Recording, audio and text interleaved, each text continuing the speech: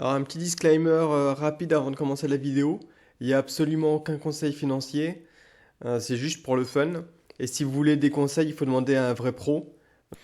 Alors, on va parler un peu de ce qui se passe dans la situation économique de quelques pays émergents. Donc le Liban, le gouvernement réduit les aides parce qu'il y a plus de, ils ont plus de thunes en fait. Ils vont aussi taxer du coup donc les banques. Bon, il y aura sûrement d'autres taxes. Inflation, currency collapse, donc un classique, hein. Donc pourquoi on en est arrivé là? Alors le Liban, c'est un gros pays importateur en fait. Il me semblait l'avoir quelque part. Je crois que c'est peut-être ici. C'est un gros pays importateur. Bon, je l'ai quelque part, mais bon, voilà. 80% des produits, c'est importé au Liban. Et leur source de revenus de dollars en fait, hein, parce que quand tu importes, tu dois payer en dollars. Donc leur source de revenus de dollars, c'est le tourisme.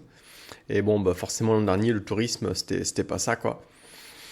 Du coup, ils ont de moins en moins de dollars. Leur currency est pas tellement appréciée, on va dire, à l'international. Donc ouais, la situation est de pire en pire. D'ailleurs, si ça vous rappelle un pays, hein, les US, c'est pareil, hein, ça importe un massif trade déficit. Les US exportent rien, enfin, les US exportent des billets verts et ils ne font qu'importer, hein. Donc, la seule différence avec le Liban, c'est que le dollar est la monnaie internationale, hein. Autrement, ça serait la même merde déjà. Donc, pareil, hein, ça s'est vu aussi pendant la pandémie qu'en fait, les, euh, les US importent plein de trucs de partout et renvoient des containers vides en fait.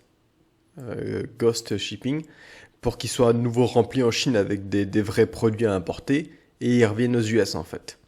Donc, bon, c'est expliqué un peu quelque part là-dedans. Mais en gros, ouais, le parallèle avec le Liban, la seule différence, c'est que le dollar est la monnaie internationale, mais autrement, ça serait pareil, quoi. Parlons un peu de la Turquie. Donc, la Turquie, ça s'est bien cassé la gueule aujourd'hui, hein, à la fois leur stock et leur currency. Qu'est-ce qui s'est passé avec la Turquie? Je crois que le titre est plus clair ici. Donc, le président turc a viré donc on va dire le principal, le directeur de la banque centrale. Donc, qu'est-ce qui se passe en Turquie depuis un moment en fait?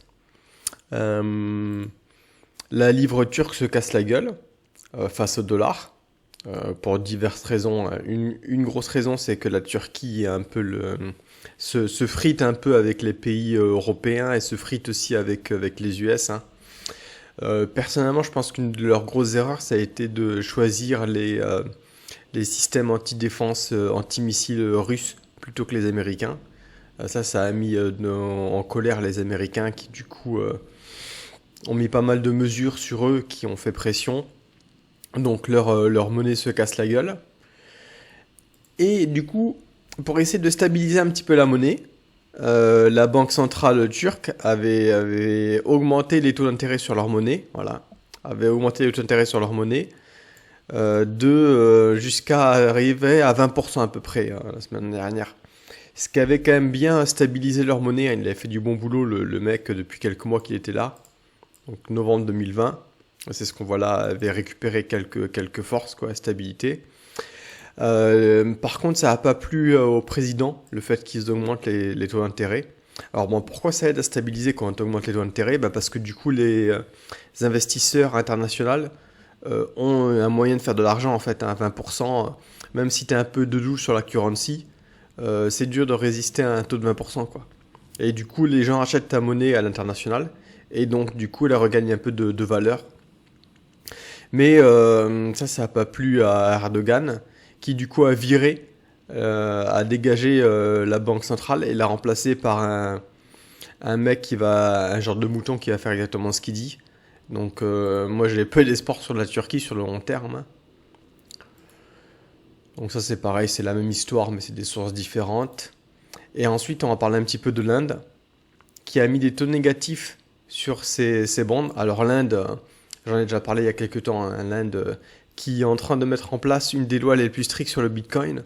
Bah pourquoi? Parce qu'ils veulent garder un contrôle complètement fort sur leur currency. Donc il y a beaucoup de gens qui shortaient les bonds du gouvernement indien ces derniers temps. Du coup, les yields montaient de plus en plus. Et qu'est-ce qu'a fait la Banque centrale indienne? Ils ont droppé le yield de leur bon un peu short term, hein, puisqu'ils contrôlent que la short term, à moins 1,5%. Donc ils l'ont droppé de 6 à moins 1,5. Donc mécaniquement, ça fait monter le prix des bonds. Hein. Quand le yield descend, le prix des bonds monte. Tout ça pour essayer de faire un short squeeze des mecs qui short sellaient. Donc voilà, pour essayer de faire un short squeeze des short sellers sur le bond market. Donc ouais, c'est jamais une bonne idée de lutter contre une banque centrale. Hein. Bon, ils ont aussi cancellé une émission de dette, puisque du coup c'était un peu tendu le marché en ce moment.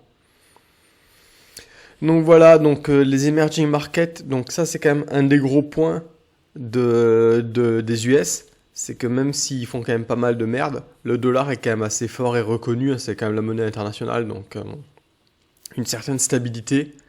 Il faut faire gaffe quand on va trader sur les emerging markets, que les gouvernements peuvent faire un peu tout et n'importe quoi avec leur argent.